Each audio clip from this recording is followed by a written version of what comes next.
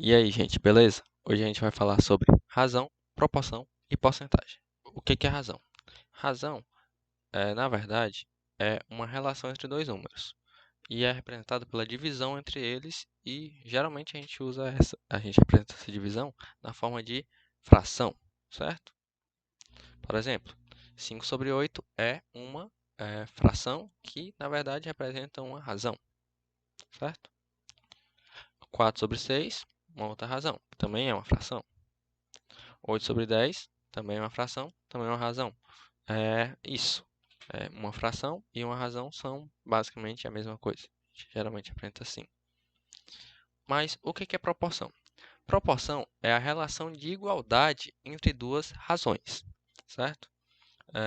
Por exemplo, se eu tiver 5 sobre 8, uma proporção uma razão que é proporcional a ela é 15 sobre 4. Perdão, 15 sobre 24. Por quê?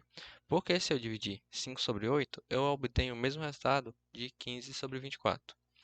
Só que disso nasce uma outra propriedade para a gente, que é a propriedade da regra de 3. O que a regra de 3 diz? A regra de 3 diz que se eu multiplicar 5 por 24 e 8 sobre 15, porque esses valores vieram da fração, dessa proporção, perdão, se eu multiplicar esses valores, eu vou encontrar o mesmo resultado, que no caso é 120. Tudo bem? Vamos para outro exemplo. 4 sobre 6 é igual a 8 sobre 12, né? Isso é uma proporção, são duas frações iguais. E se eu procurar multiplicar o meio pelos extremos, né? Os meios pelos extremos, eu vou multiplicar 6 vezes 8, que vai dar 48. E também vai ser o mesmo resultado se eu multiplicar 4 vezes 12, também 48. E por que a gente chama de multiplicar meios pelos extremos? Porque a gente vai multiplicar os valores dos extremos, né, que são o primeiro valor que aparece na proporção, pelo último valor que aparece na proporção, multiplicando os extremos, que no caso dos exemplos tem 5 e 24, e no outro exemplo 4 e 12. A gente vai multiplicar esses valores e a gente vai igualar aos valores do meio, né, que aparecem no meio da proporção, que são 8 e o 15, no primeiro exemplo, e 6 e 8 no segundo exemplo.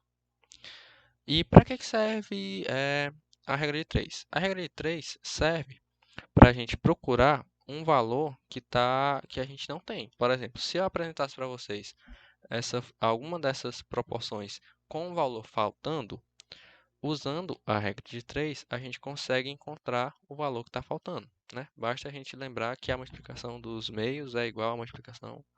O resultado da multiplicação dos meios é igual ao resultado da multiplicação dos extremos. E porcentagem. O que é porcentagem? Porcentagem é uma razão em que o denominador, que é o valor de baixo, é o número 100. O valor de cima, tanto faz, né? Mas o valor de baixo tem que ser o número 100. E aí, a gente vai representar a porcentagem nem sempre na forma de fração. A gente pode representar a porcentagem escrevendo o valor de cima, né? E escrevendo o símbolo de porcentagem, como no exemplo. A gente tem 20%. O que 20% significa? 20% significa que eu tenho o número 20 dividido pelo número 100. É uma razão, certo? Um outro exemplo seria 5%. É o número 5 dividido pelo número 100. Uma outra razão, só que elas têm em comum que as duas são divididas por 100. Então, a gente pode representar elas com o símbolo de porcentagem. E é isso. É uma aula bem curta, mas qualquer dúvida, estou à disposição. Espero que estejam todos bem e até mais.